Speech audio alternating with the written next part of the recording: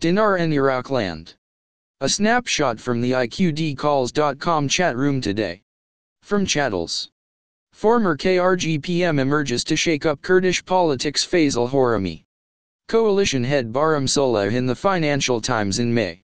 The British-educated politician, who spent a decade in Washington lobbying for the Kurdish cause, has good relations with the West and has held important positions, including Deputy Prime Minister of Iraq and Prime Minister of the Kurdistan region. What will happen to Barzani? If he falls, who might replace him? Hard to believe that Barzani is more corrupt and vulnerable to prosecution than Mr. Maliki. The hypocrisy of Baghdad is astounding at times. Since a real legal investigation would also implicate Turkish officials, hard to see this, but the personal threat to Barzani matters. That would be the same Turkish officials who defied Baghdad just last year and was condemned by the GOI as invading the sovereignty of Iraq. These people are truly deluded.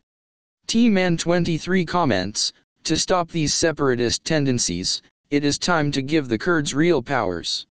This may also stop other separatist tendencies entertained by the Sunni Arabs in Al-Anbar and some Shiites in Basra, who are waiting for the Battle of Kurdistan secession to start so that they can start their own battle.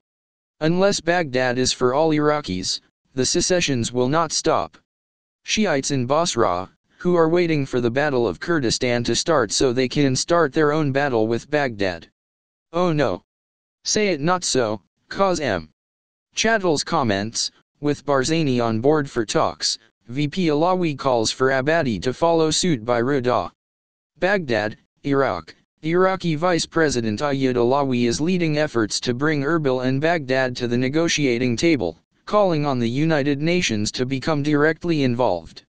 Alawi has called on Iraqi Prime Minister Haider al-Abadi to accept an initiative he has presented to both governments to solve the outstanding issues between them. Kurdistan Region President Masoud Barzani has already agreed to discuss the initiative that stipulates the doors should be open for dialogue without any preconditions from any side, Alawi said in a statement Friday. Alawi's initiative also called on the two sides to stop their media campaign against one another, halt measures that may worsen the situation, and for the two sides to do everything they can to stop a military confrontation in the disputed areas, foremost in Kirkuk province. Earlier in the day, Iraq's top Shiite cleric Grand Ayatollah Ali al-Sistani rejected the outcome of the independence vote, while calling on both Iraq and Kurdistan to abide by the constitution. Sunni Arabs will honor will of the Kurds, said group of tribal leaders by Rada. Unless they come to terms quickly. It is not favorable for foreign investors to even consider looking any further into the region. A conventional analysis is not promising, so I hope that your forces will resolve it favorably for us. I am inclined to take a long vacation from all of this, but then there is the fascination of a train wreck at work. T-Man 23 comments. I am of the same mind, except how Abadi is acting are not the same tone words spoken between Barzani and he beforehand. And even Zemberi was supportive of Abadi, which leads me to conclude there is a major play going on.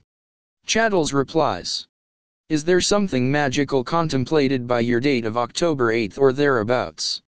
Asurginala comments, I pray you are right T-Man 23, I think everyone including the Iraqi people want to get off this dinar train. From Foxmulder, good morning dinar enthusiasts. And here we are for another action-packed fun-filled day. From XYZ.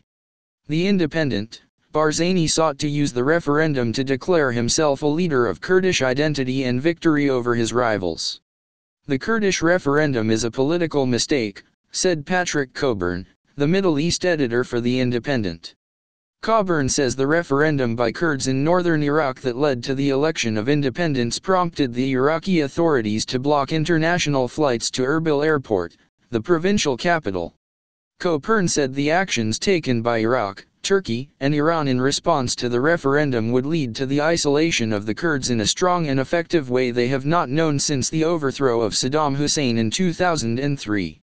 The isolation currently underway covers all areas, geographically, economically or even politically, since the countries openly supporting the Kurds, such as the United States, Germany, France, and Britain, "We're all refusing to hold the referendum at this time," he said.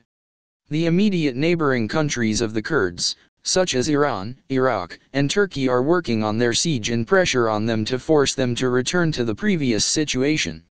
The decision of the referendum was hasty for reasons related to Masoud Barzani, head of the region, who sought to use the referendum to win over rivals in the region and declare himself a leader of the Kurdish national identity. More at iqdcalls.com. Thanks.